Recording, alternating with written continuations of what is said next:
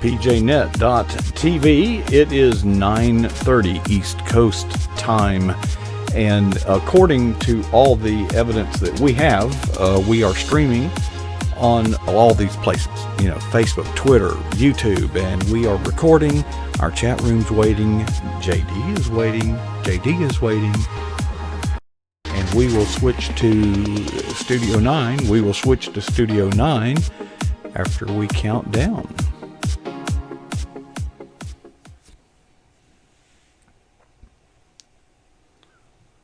Well, good evening.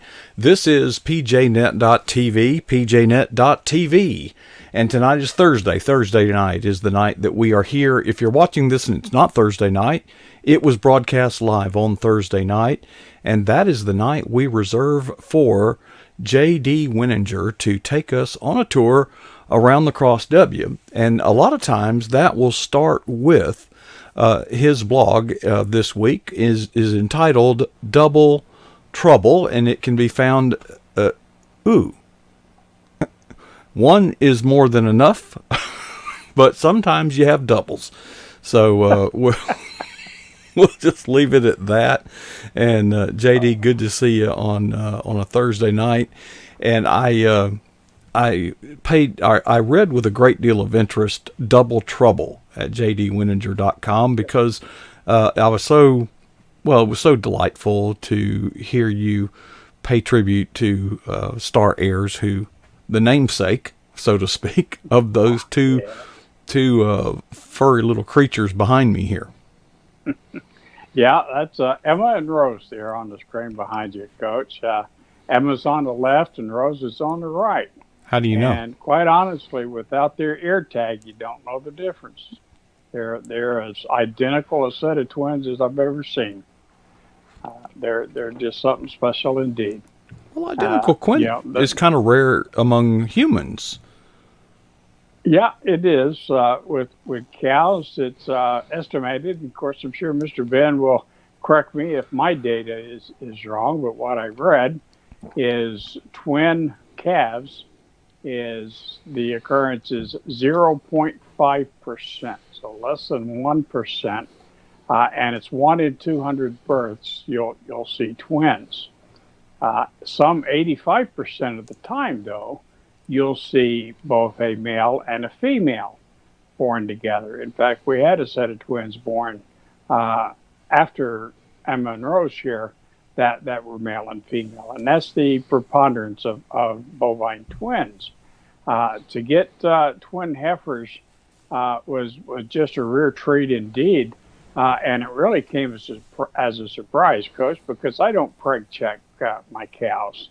I trust in faith that Maverick has done his job, and I have calves every year. I kind of watch them grow and watch their behavior, and I can pretty much tell you if one of them is pregnant. I don't have to go in there and check and tell you which side the pregnancy is on. I'm pretty certain they're pregnant, left or right side. Yes, sir. And, it's a feel thing. You can actually feel when you palpate a cow, you can tell which side they're carrying the calf on. Most of the time, calves are carried on the left side. You'll see one side of the cow get a little rounder than the other, Coach. They kind of wobbly. As they get to what we call heavy bred. So when they're 7 months or more, it becomes quite pronounced. You can see them lay down. It looks like you got a mini hill out there in your pasture. They just get quite rotund. Well, you have mini hills, and you have mini hills about. Yes, they're carrying a 50, 60 pound lump there in their tummy, so it makes a mound. But I'll never forget the morning they were born, January 17th. And the sun was just coming up, Coach, and you know how it is. You get your coffee, and I look out the kitchen window over the sink there to the pool bank, and I see Lulu Bell, number 7, one with the little clown eyes, and the crooked feet. Well, Lulu is turned around facing west, and she's licking off a calf. And I'm going, well, thank you, Lord. A little calf is born. That's wonderful. I'll get out there in about 20 minutes and go feed, and we'll visit and make sure everything's okay and give her a few minutes. And I went ahead and poured my coffee, and I looked again, and she's turned around facing east now. She's facing the other direction, Coach. She's got her head down, and she's licking off or doing something, and I thought she was just eating the afterbirth. Mm-hmm. And then I went, no, man, that's an awful lot. That ain't afterbirth. So I got out the field glasses, and I adjust the binoculars, and I look out there, and sure enough, there's a second calf. I went, well, Lord, what am I doing with twin? Never mind 20 minutes. I need to go now and just make sure everybody's okay and see what's going on. So I put it into Beefer Boogie and get out there, and Bubba stays at the gate, But there's Mama Cow, and there's two little calves, and they're up already, and they're searching for breakfast. So that's all a positive sign. But of course, when you have twin calves, you start to worry because sometimes there's problems with the twins. There's always problems until you sex them or you determine which gender they are.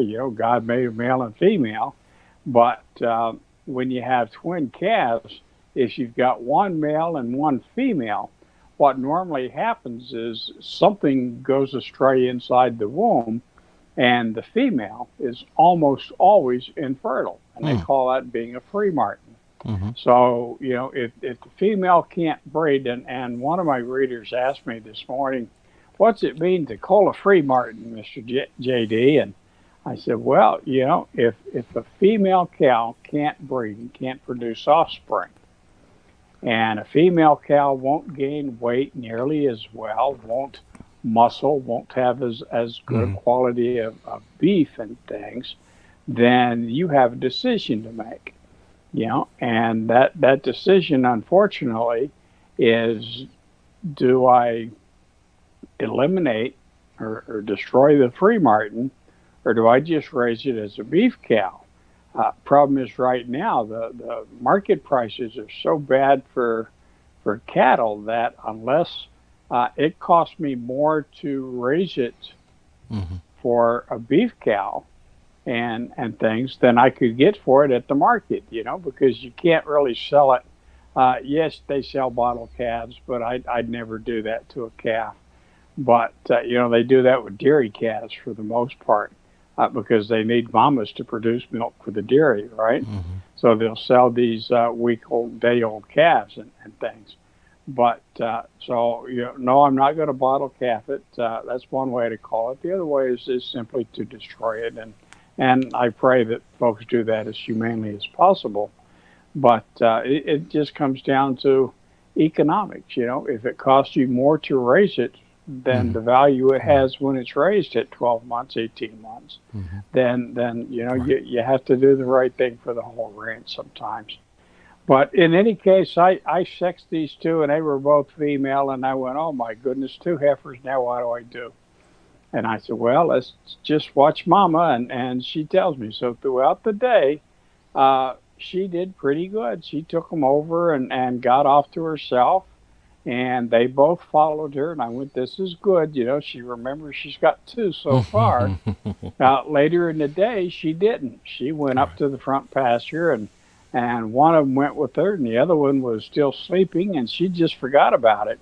So it's in a whole other pasture, and it wakes up, and it's bawling and things, So, here goes Papa. I go out there, and I pick it up, and I put it in my UTV and the mule, and I take it to Mama, and I walk it over to Mama and set her down. And, oh, yeah, I forgot this one, and it wasn't that she was a bad mama. It's just, it's their natural instincts, I have a baby, I watch that baby, and she thought she was doing the right thing.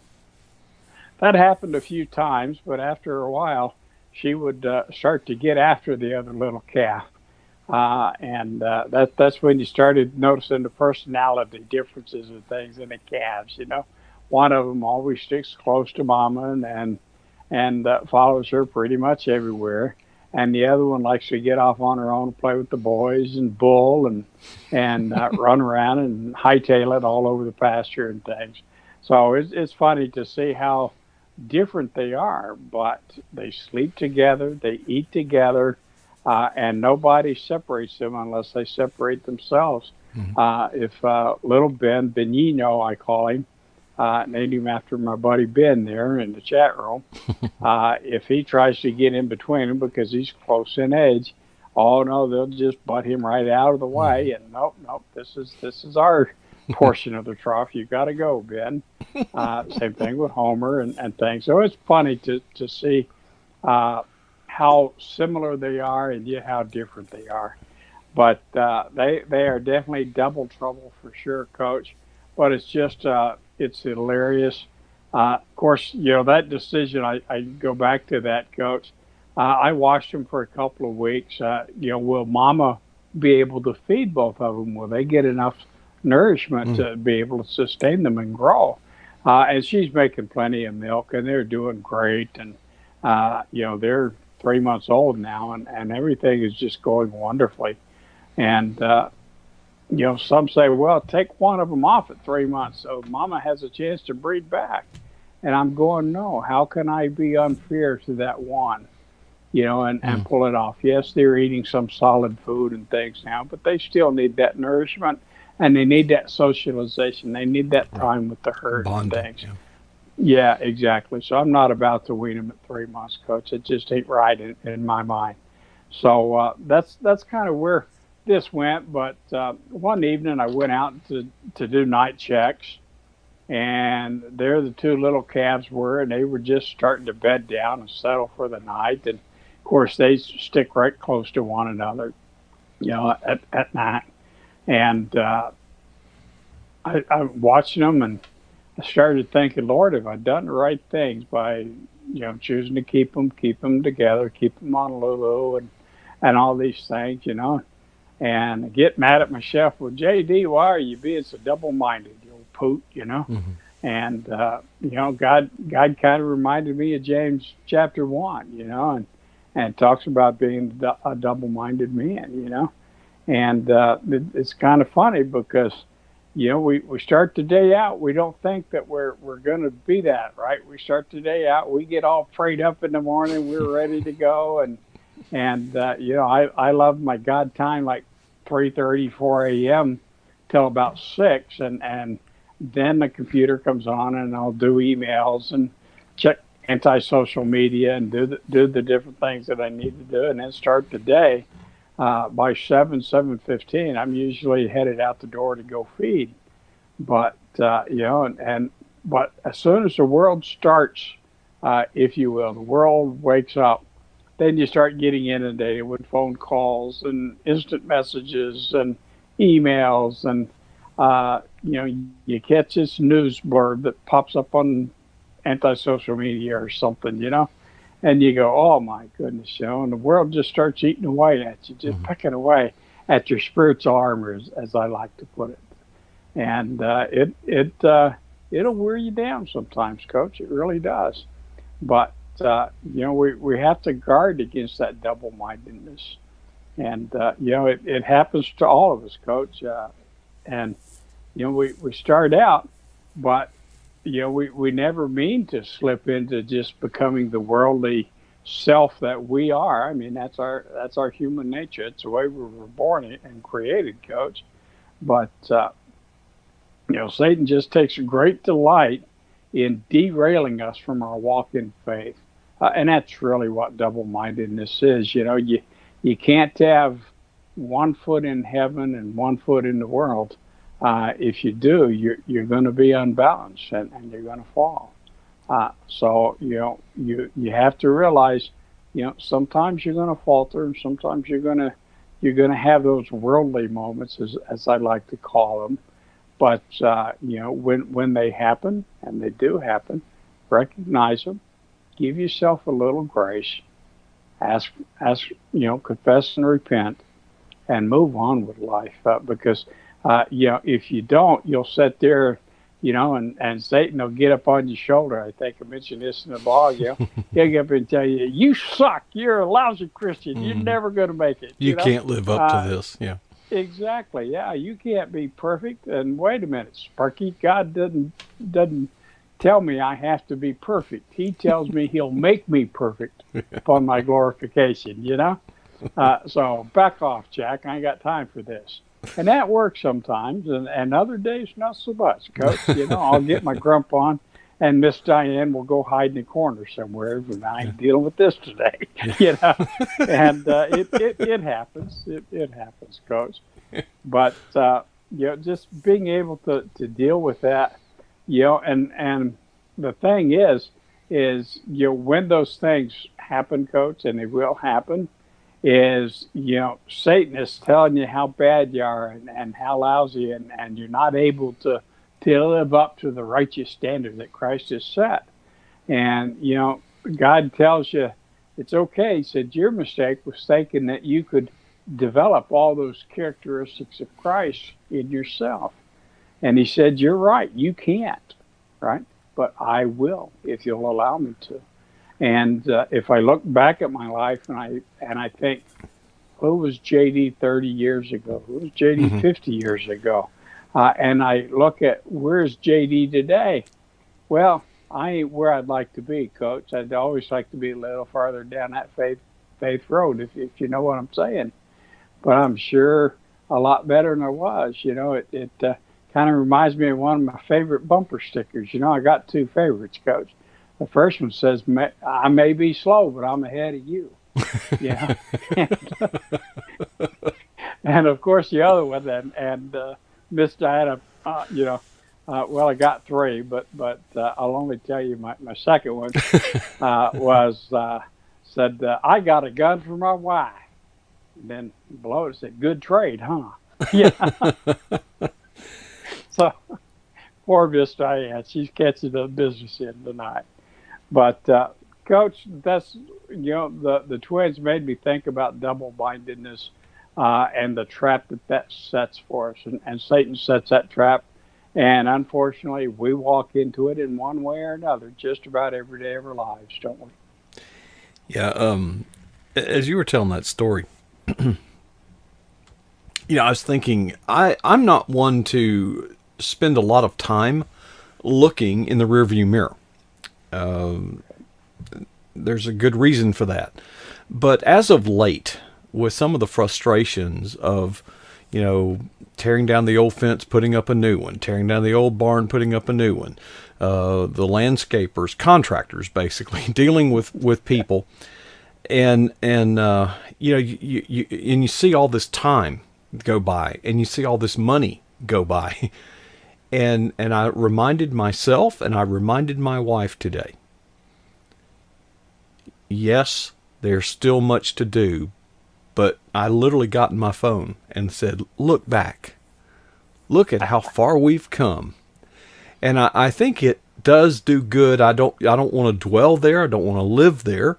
But at the same time, when in our sanctification journey, we will have plenty of reminders of our shortcomings. The Holy Spirit will convict us, and the accuser will accuse us, and then we beat ourselves up, and then we've got others who remind us of our iniquity and transgression. It is, I guess, good from time to time to recognize. I have kind of a joke that I say, boy, I'm tired today. I didn't get a whole lot of sleep. And they say, well, what's the matter? I said, well, my conscience was bothering me. And they say, well, I thought you were a Christian. I said, yeah, that's why my conscience bothers me. It used to not bother me at all. Exactly. Yes, sir. Isn't it funny when we were living in sin, it never bothered us, Coach. No, and the more the more you get into that, the less the remorse. It just at some point it vanishes. Our heart just crusts over. I was fascinated by the comments on your blog because at some point you said you flicked that little guy off your shoulder. Yes. I think that Satan must gets up have. on my shoulder, I flick him off with a Yeah. prayer. I think at the time there were 24 comments, and I think like 5 of them had to do with that illustration, because I do sometimes think of the two little little characters. Yeah, the Wish, little angel and the little devil. Sure. right, Remember the cartoons? yeah, Yeah. yeah, talking in your ear. Yeah, Yeah. flick him Well, off. I'm glad that brought your smile, Coach. It did. I wanted to on a more serious note, you mentioned that sometimes life in general, but you use the illustration of the ranch, calls for difficult decisions. And my comment to you was, there comes a time when your heart and your head are at war.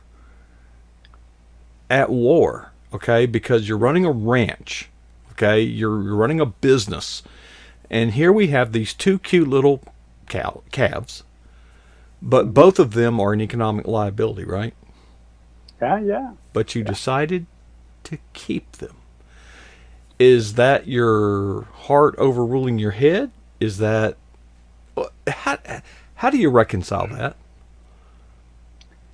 In my mind, Coach, and both of these calves, I wanted to get, because they were both female. I knew that they'd be fertile. I knew, or I suspect, right, the high probability that they'll be fertile. They'll be wonderful mama cows one day, I and thought they you will said be that they wouldn't. replacement.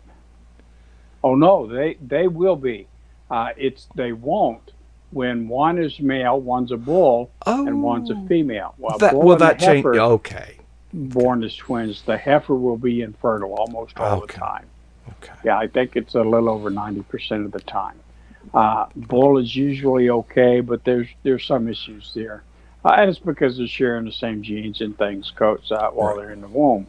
But no, two heifers, everything should be fine. Oh, okay. That's different.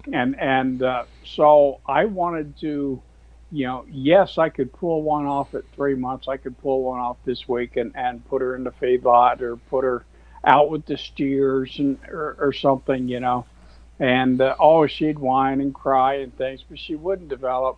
And this probably sounds stupid to some ranchers that I know, Coach. Uh, but there would be such mental anguish and such stress on that little calf. Uh, I'm not going to put that little calf through that. I decided in faith, Lord, you've taken them this far, Hmm. a few weeks old. You're going to take them the rest of the way. And I want to give them both every opportunity to be a well-rounded, well-balanced replacement heifer one day. Now, they won't be heifers and they won't have babies here on the Cross W, because I'm not getting rid of my bull, and I'm not going to line breed. Hmm. Some ranches, Right. oh no, you can breed back, father to daughter on the first generation, but you can't keep those calves. I've heard all kinds of stories, and I actually talked to the vet the other day and said, JD, here's the science. The closer the relationship is, in other words, daughter to father, Hmm. the higher the risk of birth defect or Genetic something. defect. Hmm. When it works, we call it line breeding, JD. When it don't work, we call it inbreeding, JD. And, Hmm. and I'm going, that's the only difference. Yeah. So The I'm outcome. sorry, but Emma and Rose won't be able to stay here on the Cross W. I'll probably keep them until they're a year old, 14 months old or so. But I will sell them private treatise so that I sell them to a fellow humane rancher that I know is going to take care of them and raise them right, just because of their namesake, right? Part of it is Miss Star and her character, Emma Rose, and as you read in the blog, those two names are close to our hearts, because Hmm. Emma was Diane's mother, and Rose was Diane's mother's sister, or her aunt Rose, Right. and just two of the sweetest little gals you ever meet in your life. So I want to keep them close. I'll brand them if I can, and unless who I plan to sell them to won't, but Hmm. I'll background them and have them ready to go. But I'd love to sell them close so that I can go visit them now and again and feed them a cube or two. They're Rosie, Emma not so much. She's still kind of timid, but Rosie will come up and at least touch her nuzzle to my hand and Hmm. things. She's not quite ready to eat cubes yet, but Hmm. I'm sure I'll be hand feeding them in no time. Unlike Maria, a little half pint that I talked about last week, she just comes up and cuddles me, Hmm. but I'm part parent to her anyway. So, yeah. So there we go, Coach. Well, I I also gave thought to a heavy subject that these calves were born, and you're making some tough calls, but we have some tough calls before children are born. And we need to be weighing that very carefully. And I think that that is not the case most of the time. I think it's simply a matter of convenience. Oh, it happens. And Yeah. I just pray that God will withhold his judgment for a little longer.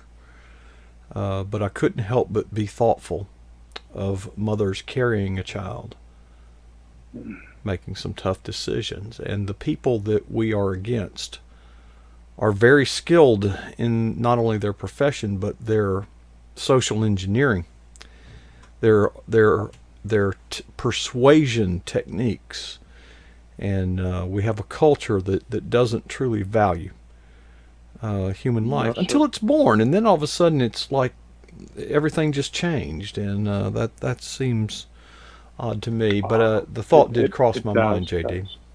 But we look at eugenics, or what they call a science. We look at that. We look at the justification. We look at, oh well, and this and that reason and everything. And truth is, that all comes down to convenience.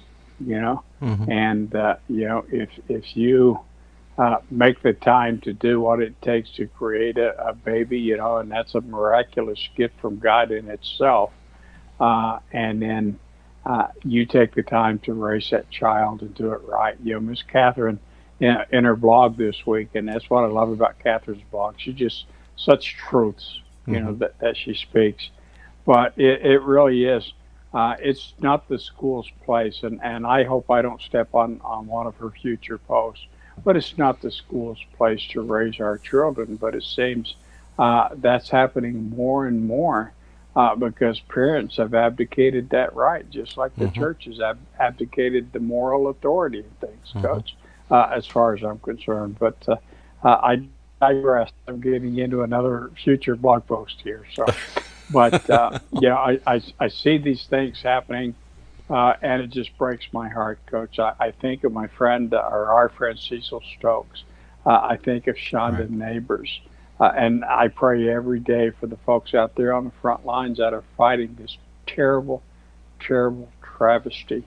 And coach, it's a lie. Satan is the father of all lies. Hmm. God's word tells us this, and he turns it into convenient truths, or what we accept as a socially acceptable truth. No, folks, it's murder, It's plain murder, and simple. It's plain it's and that simple. easy. And you're a murderer. I don't know how many folks. Mr. Cecil spoke about the show that he produced called "Surrendering the Secret." Hmm. It was about a woman's Bible study, a group of five women, I think it was, that all had undergone some Post years abortive. earlier Yeah. an abortion. Hmm. And to hear their stories and to see them on this journey to recovery and things, it breaks your heart. But I'll never forget, and it was like the second or third week into this program, and you can find it, I think, on Amazon Prime. You can I'm not actually really find it on where YouTube. else, and on YouTube, Coach. It's free. But I want to say her name was Veronica. Just a sweet lady and things, but she said, "I murdered my child," Hmm. and just that realization that that's in effect what you did. And I hate that any mama has to go through that, I can't imagine, a daddy going through that, right? I can't. I can think from that perspective, Coach, and I can't imagine. I hate the thought, and I've not always been the perfect citizen and the perfect man. I'll be honest, Coach, but I'd hate the thought that there was a child that I fathered that never got a chance at life that I never knew about, or one that did get a chance at life and I still didn't know about it. Right. How terrible would that be to rob a child of that blessing in life, the blessing of a father? Coming from a broken home and being adopted, I can tell you how very special that is, Coach. Yeah. You look at your dad. I do. Yes. And there's, like I said, the blog wasn't about that, but I think my own experience read that in the story. You do know the story that Tim Tebow, his mother had complications with her pregnancy, and all of the experts were saying, you need to abort this pregnancy. Yeah. This child has no chance of a normal life. But God. Dr. Bottle Stopper isn't always right. He is not the final authority on these matters. That's a fact. Well, JD, I didn't mean to make the subject heavy at the end. I'd like to end on a light note, but thank you for bringing such warmth. And I am grateful that you are using compassion and passion and faith to guide your decisions on the ranch. And I pray that God's blessing will be upon you in a powerful way, and we appreciate you sharing with us every week. It's not what me and Miss Diane do here; it's what God does through us, buddy. God bless. Thank you, everybody. All right, okay, folks. I don't know how much better it can get. That is the view of the Eagle's Nest, the broadcast facilities here at pjnet.tv, and I always like to show you that. I do that just so you'll know it is really live, okay? Most of the time anyway. What a great week it has been, and it's not over, but for me, I'm kind of off now. Tomorrow night, the program continues. I don't like calling it a show. Steve Hazards is in charge of the helm on Friday nights. He does start up about 9 p.m. Eastern and just playing some tunes for us, just to kind of get us in the mood. We kind of let our hair down and relax and enjoy and fellowship, and we lighten up with some jazz, and he'll play some retro stuff. And it's kind of fun. But then at 10 p.m. Eastern, or about, it kind of depends on how quickly YouTube processes the video that he just made. I know it. I feel your pain, Steve. I know. Okay.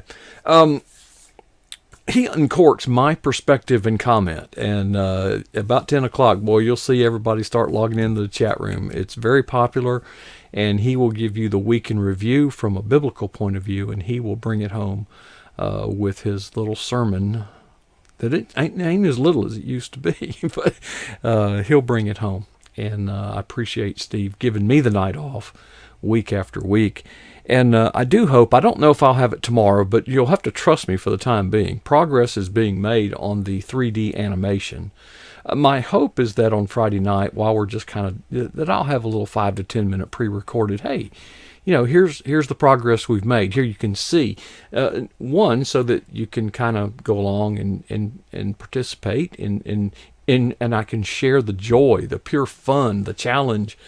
And I like having you all with me on that is important to me, and I hope that you will enjoy that. But also to let you know that even when you can't see an end result, things are happening.